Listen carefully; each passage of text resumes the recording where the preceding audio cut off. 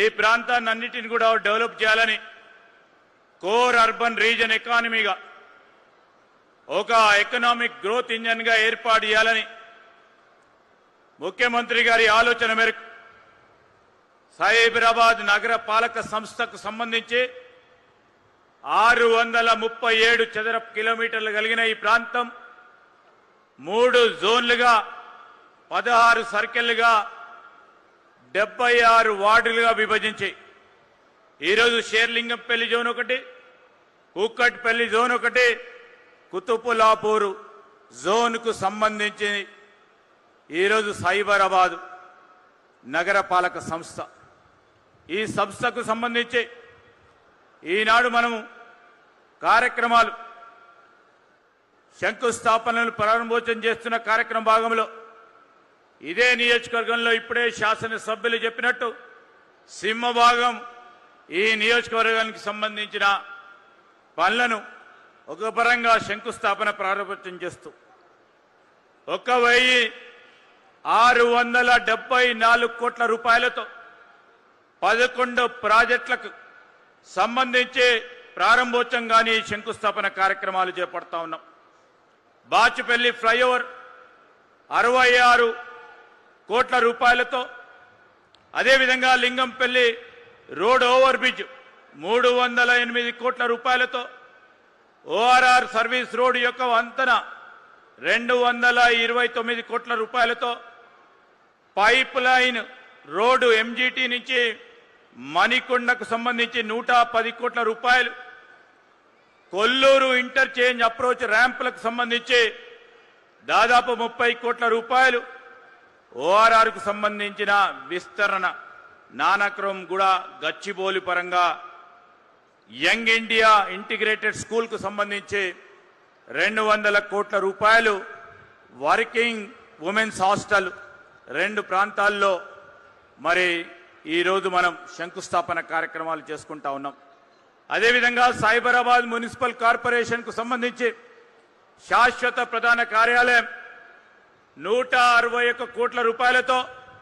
4 ఎకరాల విస్తీర్ణలతో అధునాతనంగా నిర్మించే ఈ ప్రాంతంలో ఉంటున్న ప్రజానికానికి సంబంధించి రేపు గ్లోబల్ సిటీగా హైదరాబాద్ నగరాన్ని మరి అందంగా అన్ని అంగుళాలతో ఈరోజు అన్ని వసతులు కల్పించే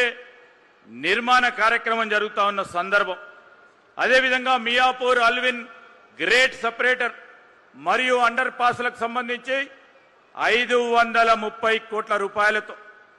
షేర్లింగంపల్లి రైల్వే స్టేషన్ ఓవర్ బ్రిడ్జికి సంబంధించి 308 కోట్ల రూపాయలతో, హెచ్ఎండిఏకి సంబంధించి ఇప్పుడే మనం చూసాం 461 కోట్ల రూపాయలతో మరి ఇవన్నీ కార్యక్రమాలు గౌరవ ముఖ్యమంత్రి స్వయాన మరి మున్సిపల్ శాఖ బాధ్యతలను నిర్వహిస్తూ రేపు రాబోయే కాలంలో మరి మన నగరం విశ్వ నగరంగా ఎదగాలని మాటల వరకే పరిమితం కాకుండా క్యూర్ అనే నినాదాన్ని తీసుకొని దాని పరంగా అడుగులు వేస్తూ ముందుకెళ్తా ఉన్నాం. మన అందరికీ తెలుసు ఈరోజు ఇక్కడ ఈ ప్రాంతాలకు సంబంధించిన ఐటీ రంగానికి సంబంధించిన ఐటీ కంపెనీలు కానీ ఐటీఈఎస్ కానీ ఐటీ నిపుణులకు సంబంధించిన ప్రాంతం ఇదంతా కూడా. దాదాపు ఈ ప్రాంతంలో సైబరాబాద్లో 1500 ఐటీ కంపెనీలు ఉంటాయి. ఈ సైబరాబాద్ పరిధిలో దాదాపు 10 లక్షల మంది ఐటీ నిపుణులు ఈ ప్రాంతంలో పనిచేస్తూ ఉంటారు. వీరికి రవాణా సౌకర్యం కానీ, ఉండటానికి మౌలిక సదుపాయాలు కానీ, గృహాలు కానీ అన్ని అవసరాలను తీర్చే ప్రయత్నంలో వెనుకాడకుండా ముందుకెళ్తా ఉన్నాం. ఆ రోజు సైబరాబాద్కు సంబంధించి 1992లో ఆనాడున్న ప్రధాని పివి నరసింహారావు గారి నాయకత్వంలో కాంగ్రెస్ పార్టీ ప్రభుత్వంలో బీజాలు వేసింది ఐటీకి. 3-4 దశాబ్దాల కాలం గడుస్తా ఉన్న సందర్భంలో ఐటీ రంగం విస్తృతంగా పెరిగి ఈరోజు ఐటీకి సంబంధించిన ఎక్స్పోర్ట్లు మనం ఈ 2 సంవత్సరాల లోపనే పెద్ద ఎత్తున మరి 3 లక్షల కోట్ల రూపాయల వరకు ఎగుమతులకు పెంచి ముందుకు తీసుకెళ్లే కార్యాచరణ 3 దశాబ్దాల కాలం కిందట నాంది వేయటం జరిగింది. ఆ సందర్భాన్ని పురస్కరించుకొని ఈరోజు రాబోయే కాలంలో మరి ఈ ప్రాంతాలకు సంబంధించిన మౌలిక వసతుల విషయంలో ఇప్పుడే ఎమ్మెల్యే గారు చెప్పినట్టు, అదేవిధంగా గౌరవ శాసనసభ్యులు ఈ సైబరాబాద్ పరిధిలో ఉన్న మిత్రులందరూ కూడా చెప్పిన అనేక అంశాలు ఉన్నాయి. పేదవారికి ఇళ్ల నిర్మాణం కానీ, ఈరోజు మధ్యతరగతి అదేవిధంగా చిన్న తరగతికి సంబంధించిన గృహ నిర్మాణ కార్యక్రమం విషయంలో ముఖ్యమంత్రి గారు ఓ ప్రత్యేకమైన ఆలోచనతో ఒక విధానాన్ని తీసుకురాబోతా ఉన్నారు. ఇవన్నిటిని కూడా దృష్టి పెట్టుకొని పెరుగుతా ఉన్న జనాభా సంఖ్య, పెరుగుతా ఉన్న మౌలిక వసతులు అంటే త్రాగునీరు కానీ, ఇళ్ల సదుపాయం కానీ,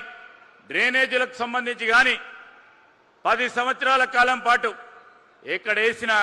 గొంగలు అక్కడ ఉంటే మనము మార్పు కోసం వచ్చాం, మార్పు చేసి చూపెడతామని ముఖ్యమంత్రి గారి ఆలోచన మేరకు మరి రాష్ట్ర ప్రభుత్వం, కాంగ్రెస్ ప్రభుత్వం ముందుకు నడుస్తా ఉన్న నేపథ్యంలో పెద్ద ఎత్తున ఈరోజు ఇదే ప్రాంతం కాదు, ఈరోజు 3 మున్సిపల్ కార్పొరేషన్లకు సంబంధించి 2 నెలల క్రితం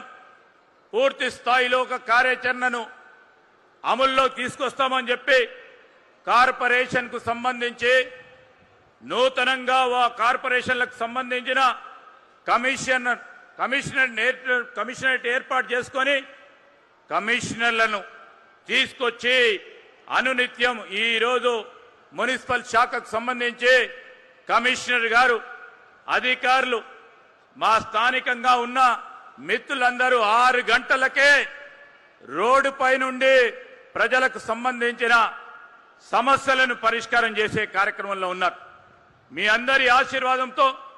అనుకున్న లక్ష్యం రాబోయే కాలంలో విశ్వనగరంగా ఎదగాలి.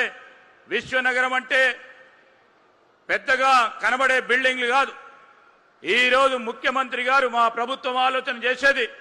మౌలిక సదుపాయాలు, త్రాగునీరు, స్వచ్ఛమైన త్రాగునీరు తాగాలి,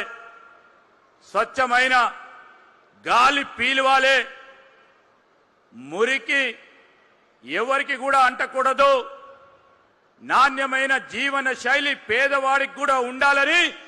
అదే విశ్వనగరం అని భావించే ముఖ్యమంత్రి గారి ఆలోచనకి మీరు ఆశీర్వాదం ఇవ్వాలని కోరుతూ సెలవు తీసుకుంటాం. జై హింద్, జై తెలంగాణ.